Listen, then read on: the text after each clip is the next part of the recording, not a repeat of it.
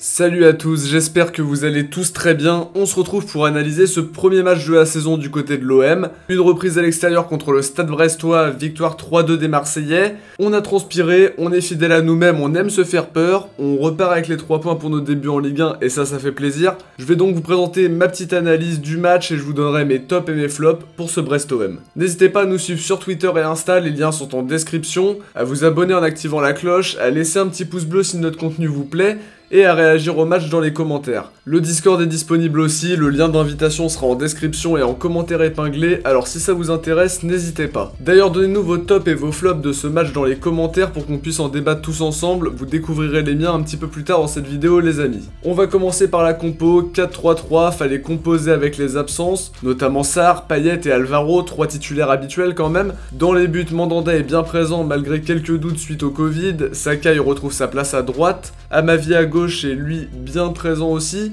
Balerdi fait ses débuts en charnière avec Chaeta Tsar, Camara est en sentinelle avec devant lui Sanson et Strootman, à gauche Radonjic est aligné d'entrée, à droite Thauvin aussi, et dans l'axe Benedetto. Sur l'analyse du match, comme je l'ai dit en intro, on reste vraiment sur les mêmes bases que la saison dernière, à base de victoires courtes, à base de suspense jusqu'au bout du temps additionnel. On commence ce match avec une domination brestoise déjà, on a du mal à construire, on n'a pas l'ascendant du tout, mais physiquement, et c'est là la bonne surprise, on tient le choc alors qu'on est à court de compète quand même.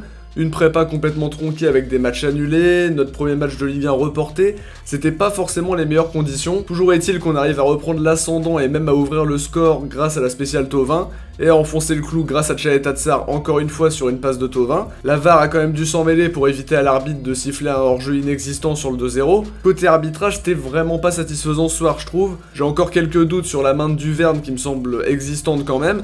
Mais je suis peut-être trop chauvin, ça doit être ça. Point négatif, la réduction du score avant la mi-temps, ça met l'OM en doute alors que tout se passe plus ou moins bien quand même, et ça redonne confiance aux Brestois et ça mine un peu le moral de l'OM. À la reprise du match donc, le Brest va se remontrer dominant, c'est évident. On a du mal à ressortir les ballons, on se retrouve même à laisser la balle aux Brestois et subir. Certes, subir c'est une stratégie qui est payante parfois, mais on a tendance à trop subir, et sur une trop longue durée. Au bout d'un moment, ça se brise forcément, et Brest se montre très dangereux. À les occasions aussi, heureusement pour nous, la finition est pas top. On finit par se mettre à l'abri, enfin c'est ce qu'on croit, 3-1, avec encore Chaeta Tsar pour le doubler et une passe de Thauvin encore une fois. Charbonnier réduit le score à 3-2 par la suite, à la 89e je crois.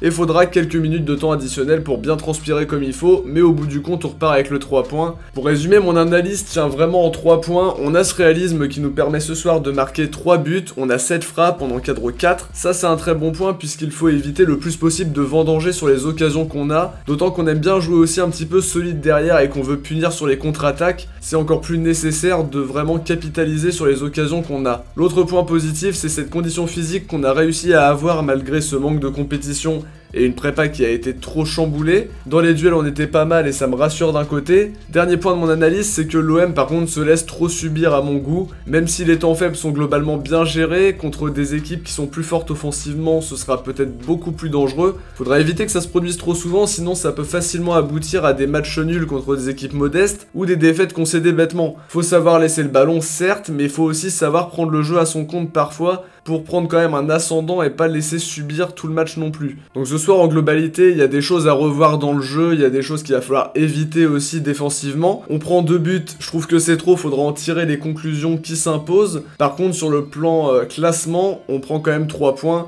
Et honnêtement, on sera pas pénalisé pour ce mauvais match, mais va falloir vite se reprendre, je pense aussi quoi. Pour mes tops de ce match, je commence bien évidemment par Flo Thauvin pour son retour.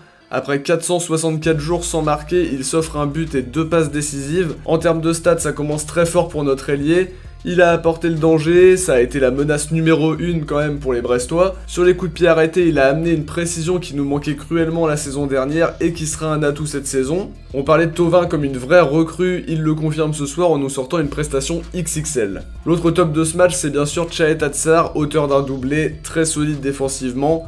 Beaucoup d'interventions très sereines et une présence offensive très intéressante sur coup de pied arrêté. Il relance toujours aussi bien, un match plein pour lui. Sakai a été aussi très intéressant ce soir, défensivement c'était sérieux et offensivement son entente avec Thauvin a vite retrouvé ses repères. J'ai beaucoup aimé sa presta de ce soir, c'est très rassurant comparé à la saison dernière et les difficultés qu'on lui connaît. La prestation de Sanson a été intéressante aussi, il est à la remontée de balle pour l'ouverture du score, il s'est beaucoup donné et a formé un tandem utile avec Strootman au cours de ce match. Pour les prestations encourageantes, j'ai trouvé que Balerdi avait montré de bonnes choses, sa première mi-temps est d'une plutôt bonne qualité, par contre j'ai remarqué quelques sautes de concentration visibles surtout en deuxième mi-temps je trouve, mais pour une première titu en match officiel, je trouve la prestation très intéressante. Beaucoup de bons retours, mais la régularité sur 90 minutes est importante aussi, et viendra avec les matchs qu'il jouera au cours de la saison. Par contre, sur les flops, évidemment, je vais commencer par Radonjic, beaucoup de ballons perdus, aucun impact sur les phases offensives quasiment.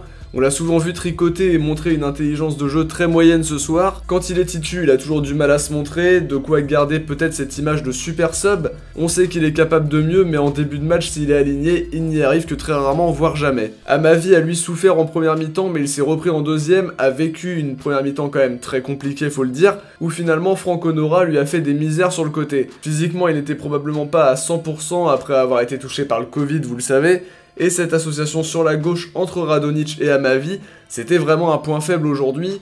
Quant Thauvin a permuté avec Ake pour venir apporter sur ce côté gauche, c'était directement beaucoup mieux que la prestation de Nemanja. N'oubliez pas de voter pour le Marseillais du match dans l'onglet communauté les amis. Pour ceux qui ne connaissent pas 5 propositions de joueurs, vous votez pour celui que vous estimez être le Marseillais du match dans le sondage. On parlera des résultats dans la prochaine analyse les amis.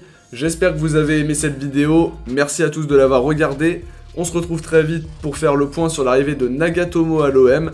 Ciao, portez-vous bien et surtout allez l'OM.